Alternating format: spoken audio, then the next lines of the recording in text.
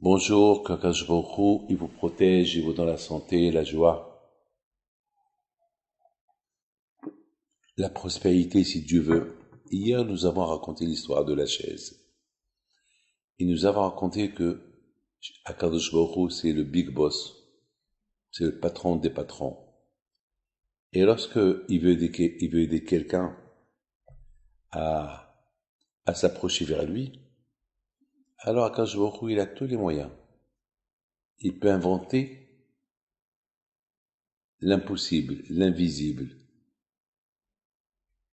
Vous vous rendez compte? Cette femme-là, comment Akadosh Baruch Hu, il a aidé, il a aidé à changer sa vie, et à changer la vie de toute sa famille, par rapport à une chaise, par rapport à une demande qu'il a demandé à Akadosh Baruch Hu, et Akadosh Baruch Hu, il a accompli son vœu. Cette femme qu'elle avait une table et 4 chaises, et lui manquait la 5e chaise, elle a demandé à Akadosh Baruch Hu, si je trouve la 5e chaise, c'est pour moi une preuve que tu existes, et que je me couvrirai la tête. Et Hachem, il l'a répondu dans les 24 heures. Et ça a changé sa vie. Et là, ça a changé la vie de ses enfants, de son mari, de ses amis, de sa famille, de tout le monde. 100%. La façon comment elle a prié, nous, on a cru qu'elle a simplement prié pour elle voulait simplement se débarrasser de moi, en me disant, ah ben, si je trouve la 5e chaise, qu'elle est introuvable, qu'elle est invisible, je me couvrirai à la tête. Mais peut-être dans sa tête, vraiment, elle a dit, ah ben, si je la trouve, je me couvre la tête. Eh ben, Akadosh Baruch Hu, cette nuit là-bas, au moment qu'elle a décidé, Hachem l'a mis dans la tête de quelqu'un qu'il avait cette chaise, qui était en plus chez lui, qu'il avait plus besoin de cette chaise, de la jeter, au moment voulu. Cette femme qui ne devait pas prendre la voiture, elle a pris la voiture, elle était derrière le camion, ce camion qui s'arrête pour se débarrasser de tous les vieilleries qu'il avait dans sa maison. Parmi ces vieilleries, il a choisi que l'endroit, la place où il y avait cette femme pour qu'il jette la chaise pour qu'elle trouve la chaise et se couvre la tête et toute une famille a changé. Ça, c'est les choses qu'Akadosh Baruch Hu fait. Et lorsqu'on a l'aïmouna en Kadosh Baruch Hu, ben on va vivre ces moments-là. Et c'est ça l'espoir. Mes amis, l'histoire que je vous raconte aujourd'hui, c'est Monsieur Oliel qui me l'a raconté. Et sa maman aussi, elle me l'a raconté. Elle est tellement belle histoire que je vous la raconte. Un jour, Madame Oliel me raconte, elle habite à Paris, à Boulogne.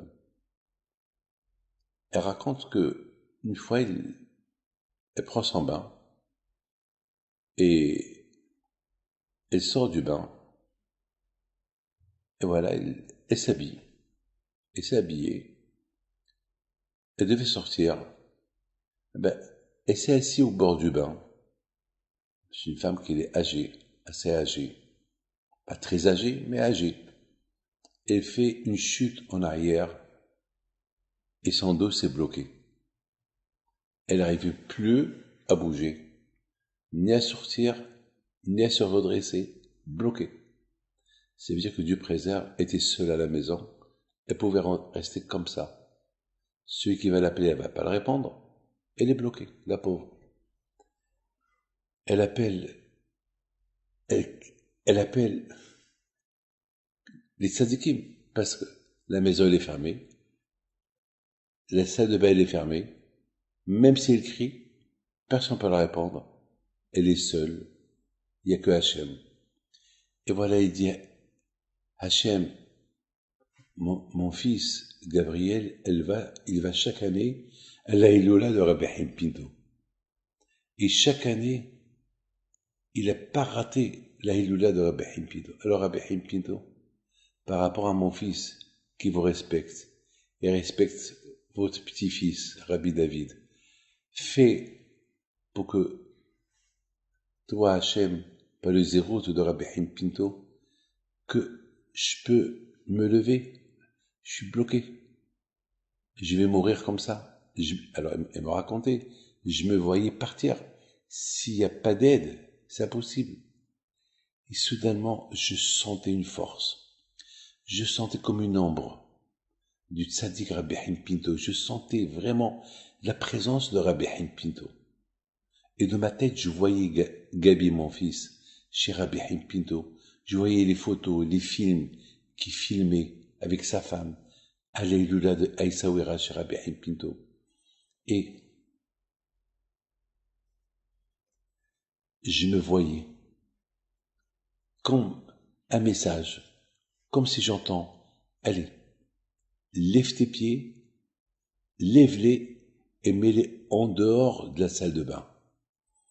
Dans ma tête, je disais, j'enlève mes pieds, mais comment je suis bloqué. Et voilà, j'ai fait un geste et mon pied se lève. Et puis, allez, mettons fait un effort, commence à te lever. Allez, avec l'aide d'Hachem, tu vas te lever. Allez, lève-toi. Et je suivais les messages qui me venaient dans ma tête par le mérite de Rabbi Haim Pinto. Allez, sors, lève-toi, marche. Et je me trouvais comme ça, debout, en train de marcher. Et bon, Hachem, tout va bien. L'aïmouna dans le tzaddik. Et elle me dit, Rabbi David, qu'est-ce que vous pensez de cette histoire? Je dis, vous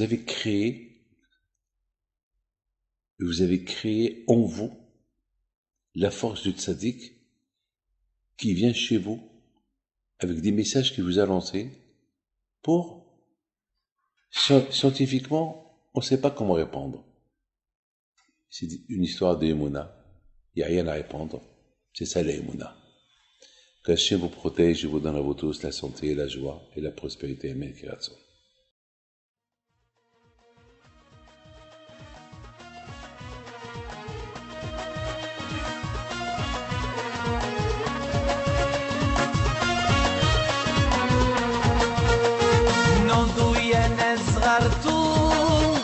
على ربي حايم بينتو وقف لنا زي خو